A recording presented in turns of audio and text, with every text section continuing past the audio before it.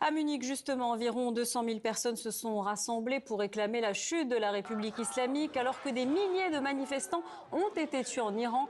Les participants ont atteint le double du nombre attendu par l'association organisatrice The Munich Circle.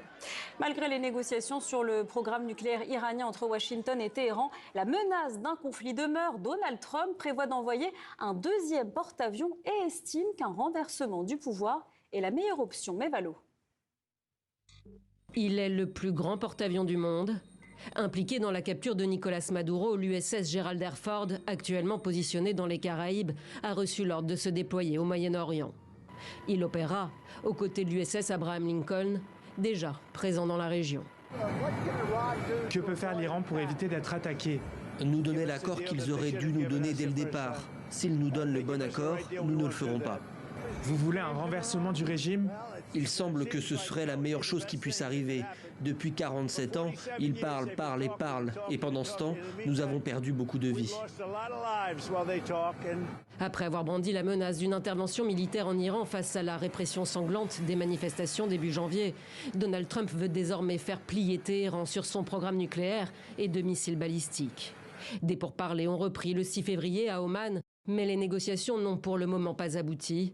La République islamique, qui célébrait son 47e anniversaire mercredi, veut limiter les discussions à la question nucléaire, ni chercher à se doter de l'arme atomique, tout en défendant son droit à l'enrichissement de l'uranium, notamment pour l'énergie, et conditionne tout effort à la levée des sanctions américaines. L'Iran ne cédera pas à leurs demandes excessives. Notre Iran ne cédera pas devant l'injustice ou l'agression. Donald Trump promet au régime des Mollahs des conséquences très traumatisantes s'il n'accepte pas un accord. Une deuxième session de négociation est prévue mardi à Genève. En attendant, en marge de la conférence de Munich sur la sécurité, le fils du Shah déchu plaide une fois de plus pour une intervention militaire américaine. Monsieur le Président Trump, vous avez déployé une armada massive et clairement indiqué que le temps de la brutalité touche à sa fin. Le peuple iranien vous a entendu dire que l'aide était en route et il a confiance en vous. Reza Pahlavi, qui vit aux États-Unis, se pose en homme de la transition, mais ne fait pas l'unanimité.